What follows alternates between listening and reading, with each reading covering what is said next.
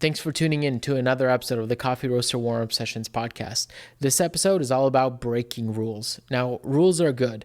They provide boundaries, direction, and guidance to where you want to go. However, like anybody skilled in their craft would say, that sometimes rules are meant to be broken. Now, that doesn't mean you should start going and breaking all the rules.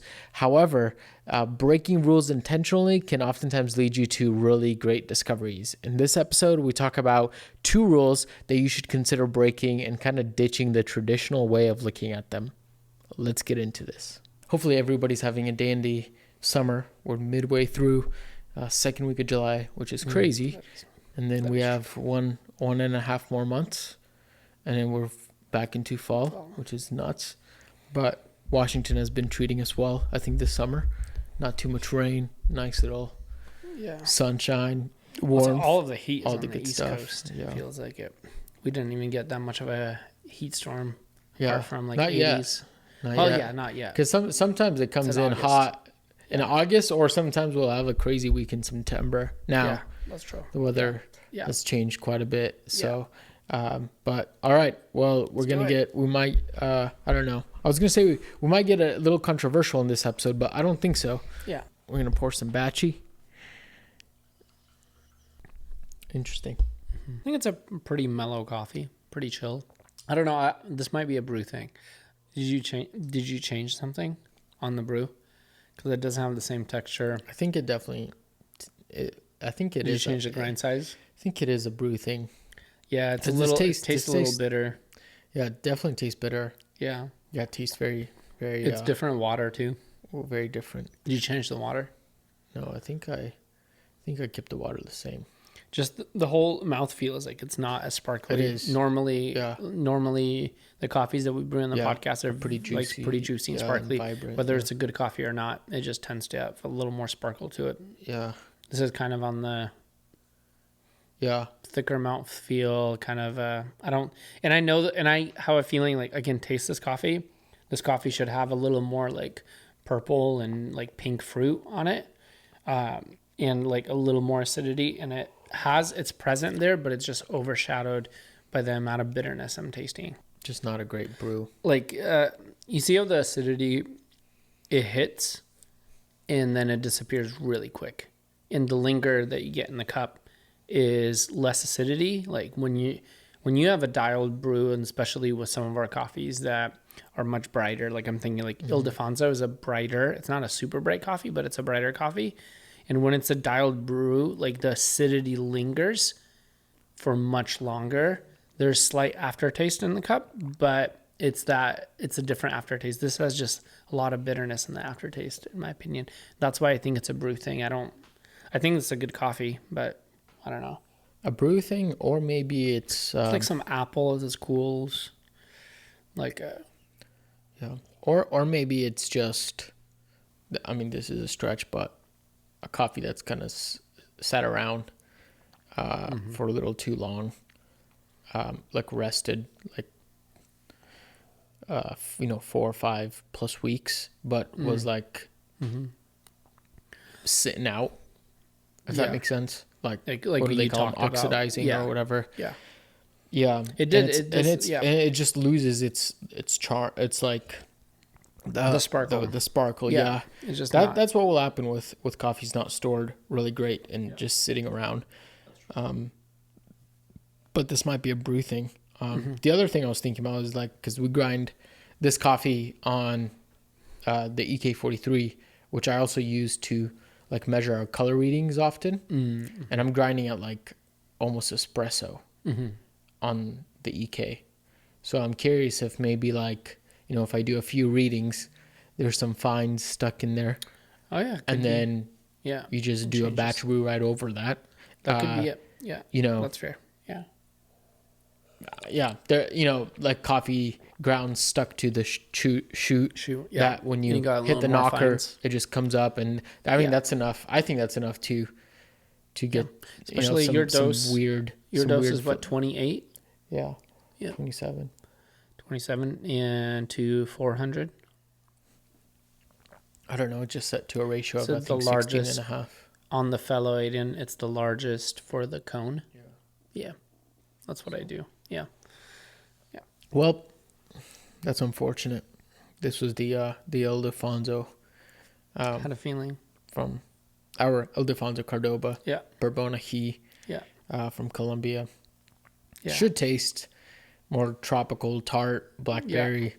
Yeah. Not whatever this tastes like. So that's a bummer. But So I'm saying there's like a little bit of apple. I was gonna say when you were talking, as it cooled, like I don't really have anything left in the cup, but as it cooled, there was a little bit of that, a little bit of like cherry flavor, which is not common in this coffee. And that's the first time I've ever picked it up, but not a classic cherry, but like a rainier cherry. Or is it the Bing cherry that's slightly more tart? It's almost like a baker's cherry. Like it has like so much more tartness in it. yeah, definitely not No. not prime, because this coffee slaps usually. Do you know how long this was off the roast? It was roasted like a month ago. Oh, it's not Actually, it bad. might be exactly a month ago. Yeah, So, that's not bad. yeah. Yeah. Interesting. That's odd. Yeah. Well, folks, that actually leads us, into our conversation for today, which is, kind of talking about how we're breaking some rules in brewing, and I think oftentimes, which we were just talking about before the podcast, that the rules are changing for a lot of things. Not only with just scientific, breakthrough. Jonathan, what is it, Gagne or Gagne? His discoveries and other scientists like that around the world that are actually, digging into coffee more than they ever have. But also, roast styles are changing quite a bit. And also grinders, gear, like there are so many things that are at play that then lead to more of like a cultural shift in coffee in general. For sure. You're right. Like a few things that you just mentioned that made me also think, like, one, Jonathan Gagne's doing so much. He did so much research in the early days in just filter coffee. And now he's doing stuff about espresso. And that's like the conversation around espresso is starting to pick up and shift. But then at the same time, like with grinders, imagine that if you take about 15 years ago and compared how many people had a flatbed grinder at home to now, right, it's way more common. Right. I feel like even like other conical grinders that are entry level conical grinders, we're seeing like the less of those than like flatbed. I feel like that. It's not a fact. I have no numbers to prove it, but I feel like it's very, very common to walk into someone's house and they're like, oh yeah, I love coffee. I bought a flatbed grinder, And part of that is also the necessity of having those grinders for the type of coffee that people prefer. And the preference is definitely leaning lighter, which then changes the whole gambit of how we brew. And one of the things that sparked that for me was that Reddit post that I saw that I sent over for you. Was someone posted about buying a bag of Metra coffee, and the recommended recipe was absolutely nuts. Like the recommended recipe is a 1-to-20 ratio. And like, honestly, for someone who works in coffee, or I less now than what I used to, but anyway, like for someone who's like very familiar with brewing coffee, I look at a 1-to-20 ratio and I'm kind of like intrigued, also slightly confused, also slightly like, hey, like, am I brewing coffee wrong? Because I never do one. Do you do 1-to-20 ratios on anything? I mean, if I saw that, I'd be like, I'm not sure if this is a red flag or a green flag. That's like, exactly what I mean. It's like, either this could like, mean that you're an absolute amateur, which no hate to, I mean, Metric is legendary. Yeah, they've been around. They're one of the OGs. Yeah. Or either that's like you don't know how to brew coffee, or wow, they know something I don't know. There's something. They know, like what the they know heck? something I don't know. Is exactly right. So yeah.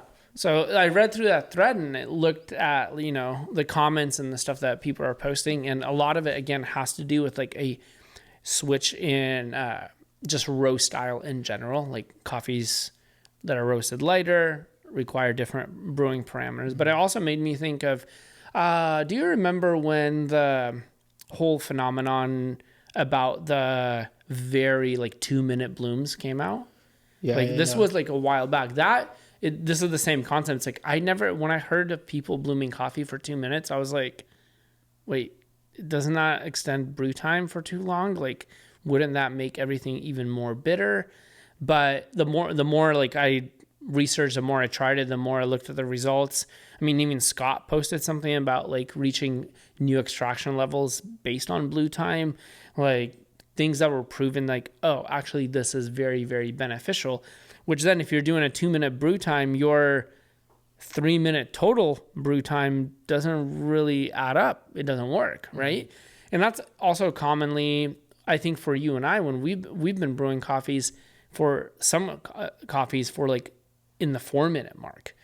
When back in the day, if you brewed a coffee for 4 minutes, if your total brew time was 4 minutes, you were like, oh no, that's a guaranteed dump. That's over extracted. Right. And so all of that has changed. Like a lot of these rules and parameters that have defined what a pour over is are almost all of them are just being like either undone, redone, or completely tossed out. Right. I think this is just something I've been noticing in general for, this is somewhat universal between different industries, skill sets, hobbies, whatever, careers. I think when you're stepping into like a hobby or a career or something, you're really looking for a lot of times just like direct, like, here's what you do. 1, 2, 3. Here are the steps. Here's exactly what you need. Here are the best practices. Here are just a list of things. Yeah. And, like, even like if you're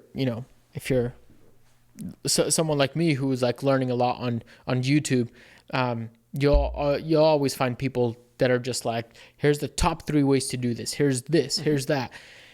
And something I've noticed is that like when people who have been in the industry or in the skill, in the hobby, for like not 5 years, but 5+ 10 years, who have been around for quite some time, they actually tend to not be as, take this with a grain of salt. Again, this is universal, but yeah, like most of these people who have been in some kind of industry for 10 years or so or more tend to steer clear of just giving one-off blanket, here's how you do, here's the best practice. Mm-hmm.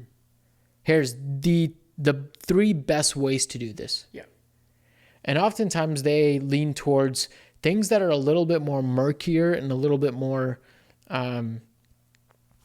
theoretical almost. Would you say a little more meta? Yeah, I think meta is a really great way of think about of like mentioning this. Rick Rubin. Yeah, 100%. No, Rick Rubin, or if you for example, like in the cinematography world, if you listen to any of like Roger Deakins's, who shot like 1949, 1917, like when you listen to him talk, he's not like, here's the best lenses to use, here's like make sure you position the light here, or make sure you do this, and here's the 2 ways that you have to do it. He actually talks way more like out of the box. And I think when you're just getting into something that sounds like something that's like really unhelpful, you're like, okay, cool, you just said a bunch of things that don't really help. Yeah. And they're really nuanced. But I think the longer you stay into something, you start to realize that no, in that nuance, in the murkiness, in the kind of like the gray is where you actually, like there's a reason why people in the industry who have been around for so long, like talk that way. Yeah. Because oftentimes, like what we're talking about right now is that, rules are great, but they're also oftentimes over time just broken. Because you tend to figure stuff out through practice. You tend to figure stuff out through experience. You tend to learn things through putting together a bunch of pieces of data from things you've heard online, the books you read, the people you encountered, the competitions you competed in, like all those things. And then you start to realize like, oh, okay, like it's not just so like, here's 2 ways to make the best cup of coffee. Yeah.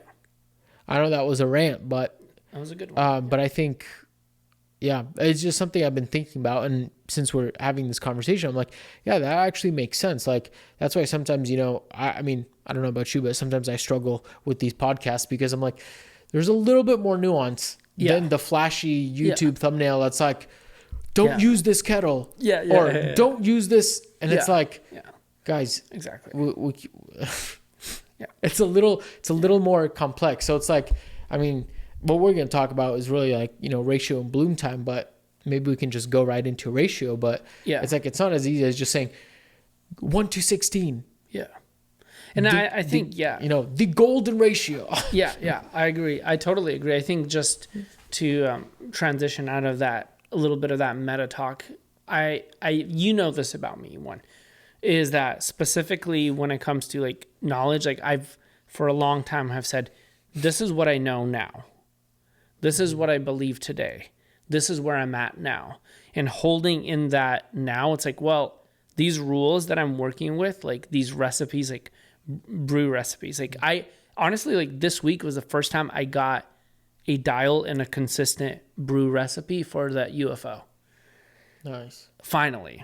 Like, you know what I mean? As a home barista, like I'm brewing so much more at home. I finally feel like, oh, okay, I don't need to tweak much in this. And it's unconventional. It's very like, it's with sea breeze filters, which I was trying to avoid those, like faster flow rate. I'm breaking a lot of the rules that I know in brewing on the V60 for that, so that my coffee tastes the way I want it to taste. And one of those things is, I mean, again, going back to what we started with is talking about this crazy 1:20, ratio. One of the things is like understanding like why ratios exist in the first place. Yeah, and why I remember when I just started working at Narrative and realized that Narrative's pour overs were 1:14, I was like, there's no way they taste good. Like how? Like how is that? Did Narrative always brew 1:14? Stuff like that. And there's been some changes, but realizing that, the reason that we were brewing coffees at 1:14 is to reveal the punchiness of that coffee. And then to create an extraction that actually works for our bar. So like understanding that the ratio is like, 1:16 is classic on a pour over, but that doesn't mean that we're going to have to brew 1:16 to make the coffee taste good, because at the end of the day, the ratio also impacts how fine you grind your coffee. Because if you have more water going in, you're going to extend the contact time. So you may need to grind coarser in certain cases. If you're going to tighten up the ratio, you can have a cup of coffee. You can brew a pour over and have it be both weak and under extracted, weak and over extracted. And that's why understanding how that works within the context of a ratio and how to break that rule is crucial to get the desired result for that cup of coffee. Does that make sense? Yes, we should dive into that just a little bit where, okay, like how do explain like how do ratios work? Because I remember when we actually were having this conversation, I don't know, this was probably like a long time ago, where I was trying to wrap my mind around like extraction plus TDS plus strength of a brew and how all those relate and how they're all related and they're kind of all held together, but they also all kind of function differently. So, I mean, I guess just dive into that a little bit. Like what are some of the like impacts of going a bigger ratio, like a 1:20, and what would you need to adjust ballpark wise? And also something maybe like a 1:14, which I agree. Like when I found out that that Narrative was brewing coffees at 1:14, I was like, I would never say that I would enjoy that, but I did, and they're phenomenal. And Shay also, we were talking once, and he was like, I was surprised that they were doing like a 1:14, and they do those really, really well. Not very many people can do that. So, dive into that a little bit. One thing that needs to be tossed out is, I think or maybe not tossed out, but actually remembered, is the fact that coffee is extracted by water.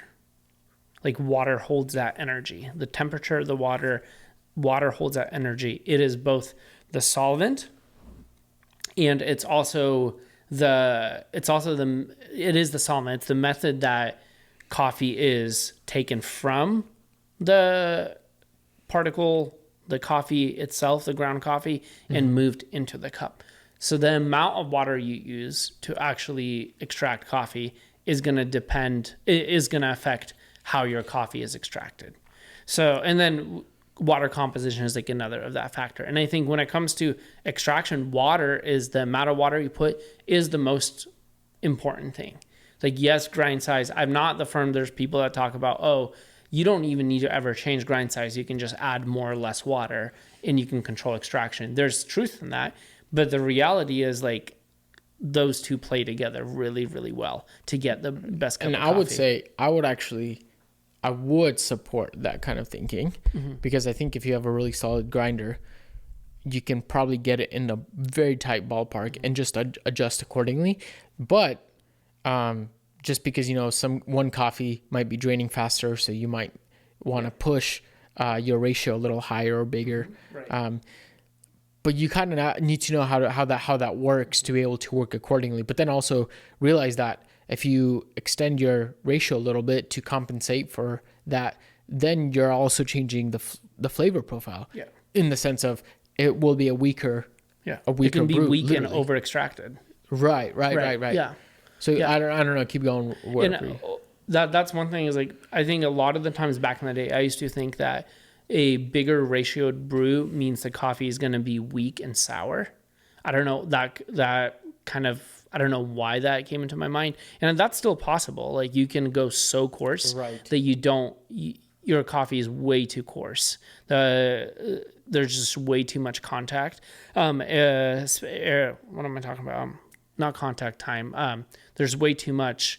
The pieces are too big, so the water can't permeate actually through the whole piece of little ground of coffee to take out what you want because it's too coarse. But then again, you can also go too fine and then add too much water. And then that's the classic knowledge of everyone knows, oh, if it's too fine and it has too much water, of course it's going to be just over extracted. But if you unpack that and find that middle ground where you can actually increase your flow rate and also increase the, what's it called? I'm not talking about flow rate from the kettle, but oh crap, I'm like losing my words. But how quickly water moves through your bed will reduce the channeling, and actually adding more water will increase extraction, hit that sweet spot where you have very even extraction and you have balance in the cup. I mean, 1 to 20, going back to that example, seems very crazy. But for a while, I went to commonly brewing at 1 to 17. The coffees that I was enjoying were 1 to 17s for a while. And that also had to do with me changing, I brewed a lot on the Fellow Stag. I mentioned that in the previous episode. So when I was brewing on the Fellow Stag, I needed to pulsate much more. I needed to, for the bed to drain much quicker. So therefore, in order to hit the right extraction, I had to add much more water, So I think I was doing like something like either 23 to 368 or something like that. And that's another thing is when we start just thinking about ratios, if we're just thinking about 20 grams of coffee, I have to do 320 grams of water or 300 grams of water. We're depending more on the math than the actual flavor. It's easy to start there, and it's a good idea to start there. But then once you brew a cup, you might not jump a whole from 1 to 16 to a 1 to 17. It doesn't really matter. You might be like, it just needs a tad bit more contact time. And if I tweak grind size here, it'll actually be too much. What if I just add just 10 more grams of water? And that can drastically impact the result of the cup. And that's how you're breaking the rules. You're understanding that you're not supposed to stick within just the parameters of 1 to 15, 1 to 16, 1 to 17. You're using water and you're extracting coffee in a way that actually shows that you understand what you're doing in your brewing recipe. You see what I mean? Does that make sense? Yeah, for sure. And yeah, recently we had a local wholesale account. It's like a really big office. They're huge, and they were talking about how, hey, some of the employees are saying that the batch brew, the recipe that you gave, we're making coffee and they're saying it's a little too weak.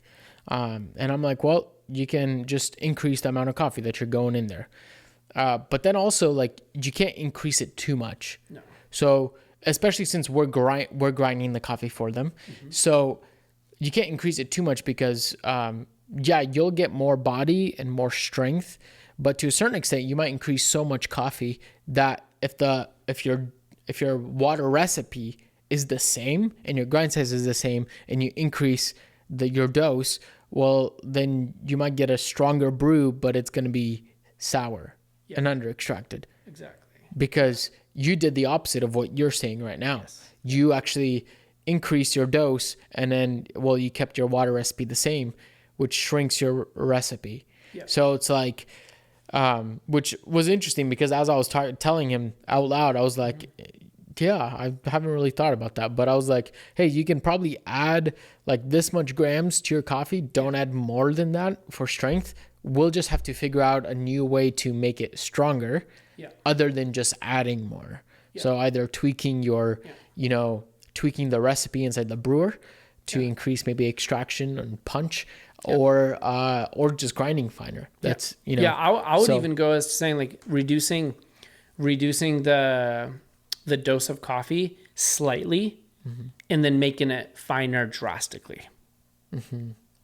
Because at the end of the day, I think a lot of the times when people are talking about strength, they're actually talking about they're wanting to get some of that quote unquote bitterness in the cup, and they're not connecting the point that, hey, the strength of the cup, the strength of the brew is actually based on dilution.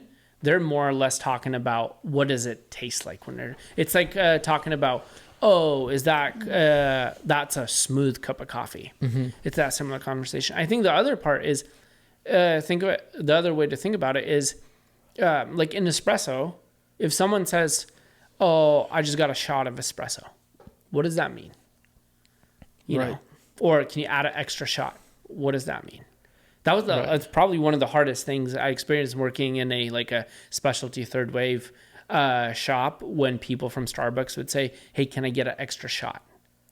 Yeah. Because is that like extra water through the espresso? Like you're talking about, like if your shots are dialed to like 1 to 2.5 recipes, that whole 2.5, like whole like 40 ml, 45 ml yield of espresso, another set of that, or the quote unquote single portafilter part of it.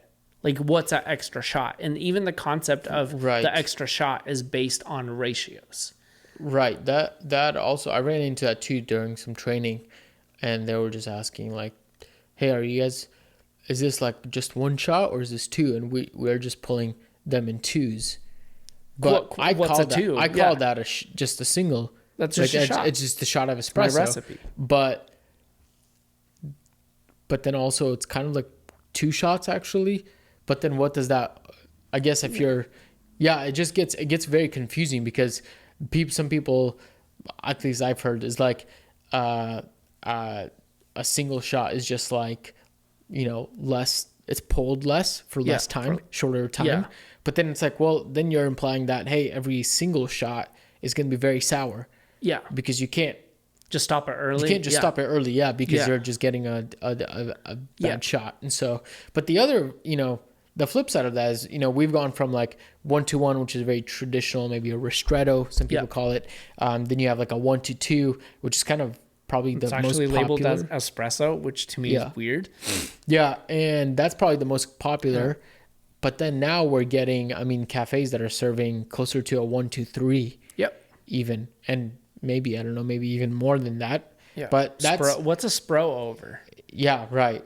Is that, you know what I mean? Right. It's still brewed under quote unquote pressure. Right. So, I think ratio is like a big rule that I think is worth breaking. It just, if you haven't really played around with it enough, you might need to adjust and figure it out for a second, but it's definitely not like we've just stopped thinking about filter being 1-to-16 and espresso being 1-to-2. Those days are are behind us. And I think that's common. That's general. And again, going back to the beginning, it's like our roast levels have just changed.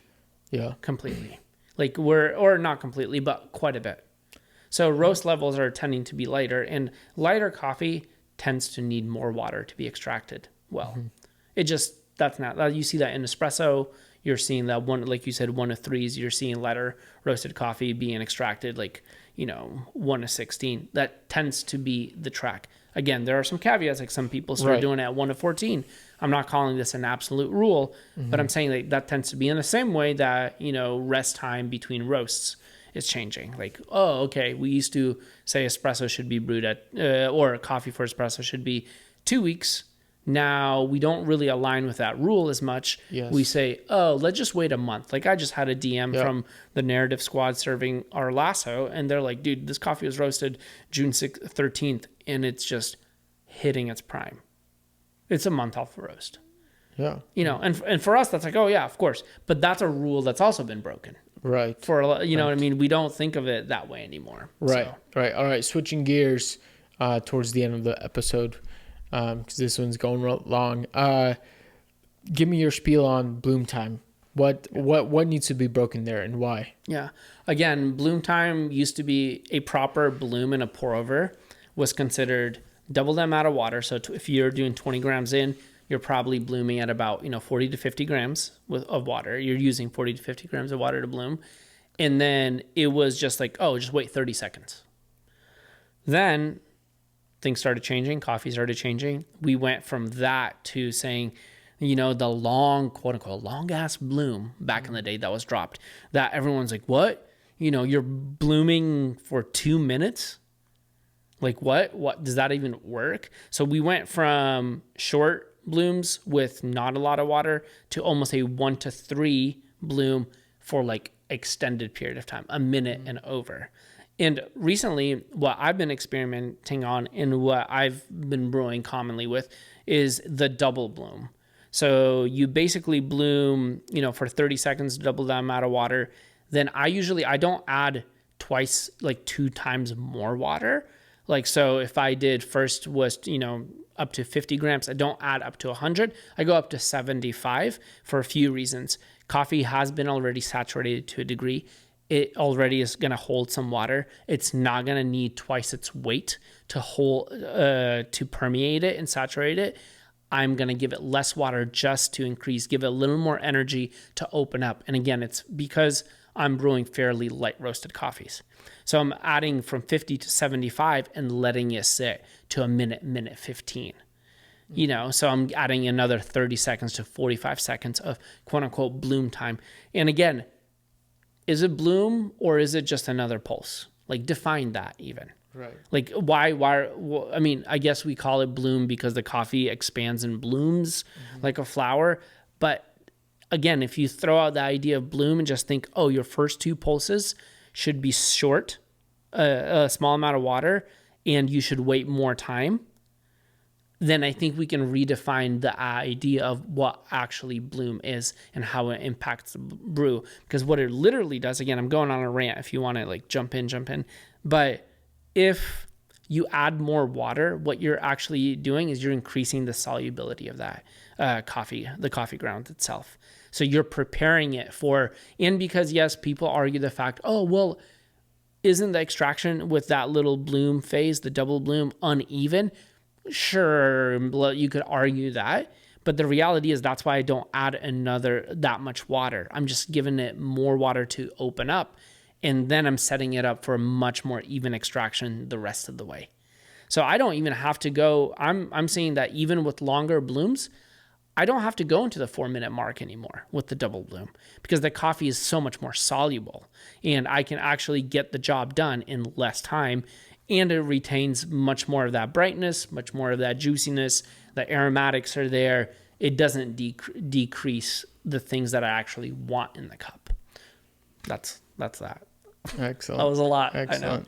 I'm not a bloom specialist, to be honest, so I can't recommend anything. But I do recall, Lance mentioning that, hey, longer blooms tend to get better extraction out of the cup, and And that was interesting because I was like, I never really thought about that. So I used to bloom for like 30, 45 seconds. Yeah. But I know we actually also had a conversation where it's like, wait a second, if you're pouring water for 10 seconds for your initial bloom or whatever your recipe calls for, it's not really blooming yet. Yeah. And so if you have like a 40-second bloom, it's actually like a 30-second by the time you're done pouring all the water in there. But then I was like also thinking like, hey, like 2 minutes is just a lot. Yeah. That's a lot. I mean, if you have time, if you don't mind, great. But I was like, man, I don't know. I would like my pour over to be a little quicker. So I just met somewhere in the middle. Right now my recipe is like 1 minute and 10 seconds for a bloom phase, and then whoa, so you're blooming for 1 minute and 10 now. Yeah. Well, that's much longer than you used to. Yeah. I've been doing that. I've been doing that for like the last, I don't know, maybe year now. Yeah, you definitely broke the bloom rule. Yeah, 100. You're not a 30-second bloomer. I've left a 30-second. Yeah, exactly. And then of course, like another thing is, which we didn't talk about, but like the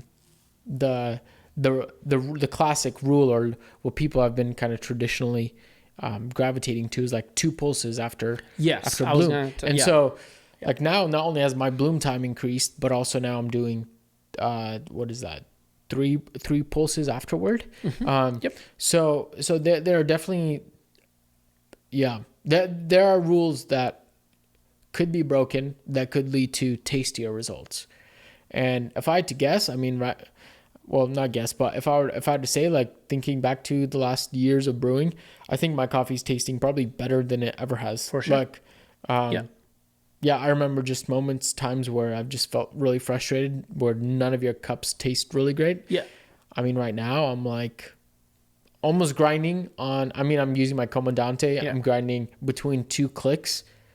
Everything's brewing phenomenally between those 2 clicks. Yeah. And it's just like, it's great. So there are some rules worth breaking. And I think breaking the bloom rule, and then also breaking the ratio rule is actually, they're worth experimenting with. So. Yeah. And I, with all of this said, I have a speculation that the whole, what's the ideal recipe for a pour over, that phase is gonna go away at some point, because there's so many recipes, there's so many ways. If you're a rule breaker, you're gonna find a way to brew a coffee, like whether you have a gooseneck kettle or not. You're gonna know what needs to be tweaked. And I'm not saying that people are not gonna be sharing recipes. I'm saying that people are gonna have so many recipes that it's gonna be hard to say this is the go-to recipe. Right.